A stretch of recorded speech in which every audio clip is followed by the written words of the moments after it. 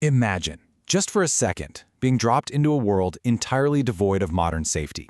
I want you to literally erase the electricity, delete the concrete cities, and completely tear down the walls around you. No firearms, no phones, no hospitals, and absolutely no supermarkets. Your only safety net? Your own instinct.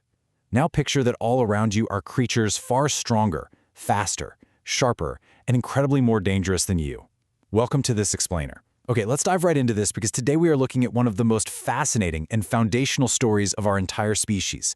How ancient humans actually managed to survive a world ruled by wild animals. It's a pretty terrifying question, right? What if you were the prey? Every single sunrise in this ancient world was a massive survival challenge, and every night was a high-stakes gamble.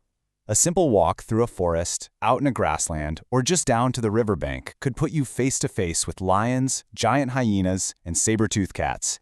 And just to put this into perspective for a second, some of these ancient hyenas were literally the size of modern grizzly bears.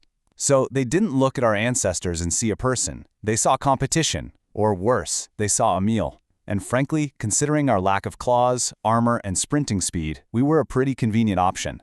This wasn't some action movie or a video game. This was the daily, terrifying reality of early human life. So that sets up Section 1, a world without walls, the baseline problem we were facing. Survival was absolutely a daily gamble. Long before modern civilization insulated us from the food chain, wild animals weren't these rare encounters you only saw at a zoo or while watching a nature documentary. No, they were everywhere. Giant birds, crocodiles, massive packs of wolves, and huge bears shared the exact same earth, the same space, with human beings. And what did we have? Only our primitive tools, our courage, and our teamwork.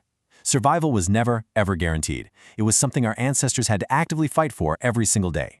Which brings us to Section 2, brains over brawn, our incredibly harsh physical reality. I mean, just look at the sheer contrast here. On one side, you've got apex predators loaded with claws, fangs, thick fur, biological armor, lightning speed, and literal bone-crushing power.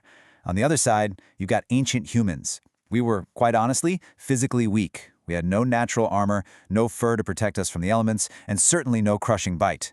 If survival depended purely on muscle, our story would have ended millions of years ago, no question. But evolution gave us the ultimate weapon, our intelligence. We could observe, we could remember, we could adapt, and we could think ahead. We definitely weren't the strongest, but we were undeniably the smartest. Let's look at how we use that intelligence in Section 3, forging physical defenses, keeping those predators away. Our physical arsenal for survival really relied on three main pillars. First, and arguably most important, controlled fire. The exact moment humans figured out how to harness fire, the entire balance of power shifted. Fire pushed back the dark. It created this warm, social space that wild animals, driven by their natural instincts, heavily hesitated to cross. Then we had handcrafted weapons, sharp stones, fire-hardened wooden spears, and bone clubs. Finally, shelters. Humans didn't just sleep out in the wide open. They built lean-tos and huts, cleverly utilizing caves and cliffs to create natural barriers against surprise attacks in the middle of the night. In fact, as anthropologists often point out, the spear was one of the very first technologies that gave humans a real fighting chance. I mean, think about it. Giving a human a spear meant they were no longer just helpless prey. Suddenly, they could threaten, wound, or defend themselves from a much safer distance. This wasn't just about hunting for dinner. This was our earliest form of self-defense technology. It's what allowed humans to carve out a safer place in what was an incredibly hostile ecosystem.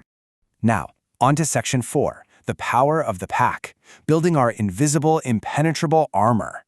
You see, early human societies functioned like a well-oiled machine, as a cohesive unit with hyper-specific roles. You had the forger, out gathering sustenance. You had the guard, keeping a strict eye out for predators to provide an early warning. And you had the fire tender, whose whole job was maintaining the light and smoke for perimeter defense. Predators in the wild, they look for isolation and weakness. By living in groups, making coordinated noise, and sharing these crucial responsibilities, humans became incredibly difficult targets to ambush. Our real strength wasn't individual at all, it was entirely collective. But how did the next generation learn all this? Generational safety was essentially a three-part process. Direct experience and observation out in the wild were translated into storytelling around the campfire, which ultimately became a shared cultural memory. Kids were born into this dangerous world without built-in instincts about specific threats, so the adults told stories, myths about the leopard hiding in the dark or the crocodile waiting silently in the river. This wasn't just nighttime entertainment, This was a literal life-and-death educational system that turned every close call into an absolutely unforgettable lesson for the whole group. This brings us to Section 5, Mastering Invisible Threats. The observational tactics we used. Okay, imagine you're walking through the ancient wilderness. You aren't just taking a stroll, you are constantly scanning. Disturbed grass, a broken branch, fresh droppings, claw marks on a tree trunk, the sudden dead silence of the birds up above. Strange, panicked reactions from small animals like monkeys or deer in the brush. Ancient humans read the landscape exactly like a language.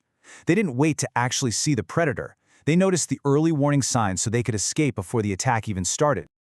This level of awareness required what we'd call healthy vigilance, a constant attentiveness and a deep respect for danger. We often think of fear today as a paralyzing weakness, right?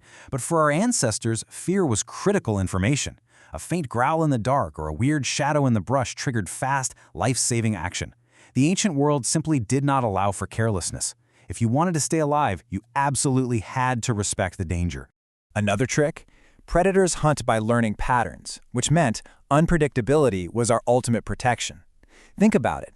If ancient humans always took the exact same path to the river or always slept in the same valley, they'd become super easy targets. So humans became active decision makers. They constantly changed their routes, varied their hunting habits, and moved their camps around. By being completely unpredictable, they basically removed the opportunity for predators to target them easily.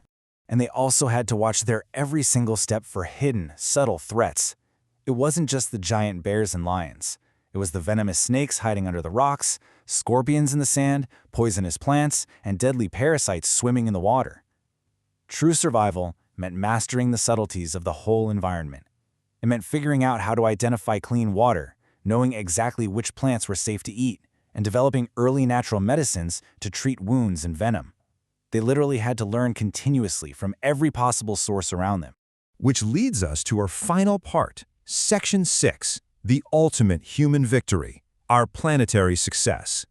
All of this learning, this is what gave us our ultimate advantage as a species. See, biological evolution is slow. Animals have to wait countless generations to develop physical adaptations like thicker fur or sharper claws. But humans, we relied on cumulative culture.